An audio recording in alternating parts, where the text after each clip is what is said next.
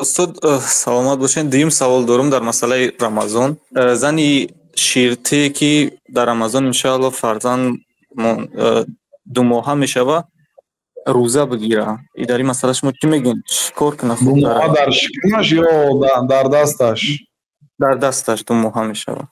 اگر غالبا شیرش کم میشه، روزه دارد شیرش کم میشه. با بیند در کدام منطقه است. مثلا اگر روزه 7 ساعت باشد یا 8 در ساعت واقع باشد، ساعتی روزه بیند.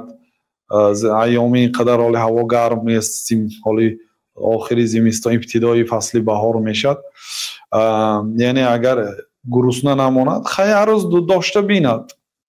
کنی اگر شیرش گم شود و کودکش به شیر ماند یا خودش عذاب کشد، خورد روزشه، برای او اجازت است.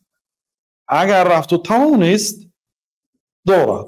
این به شرایطی زنها یعنی کی وابسته است. پیش زنها سحر گاوهای گرفته، شترهای و اسبهای به صحرا برده چرانیدن و برده به کوه و کوهسارها، بگاهی با تولد کرده، با کودکش در دستش برداشته، با اینقدر مال و حالای گران بیاورده است. زنهای زمان قدیم، مال زنهای زمان ما حال حامله دار نشده علکی دم میگیرن و چی میکنن و یعنی اینا بی قوت هستن.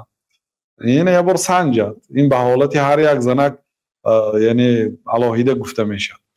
اگر امکانش داشته باشه قرضدار نشود خوب است، چون که به هر حال این قرض باقی میمونه در گردنش، ولی گناهکار نمیشه برای خوردنش، برای اینکه عذر دارد، ولی قرض باقی میمونه.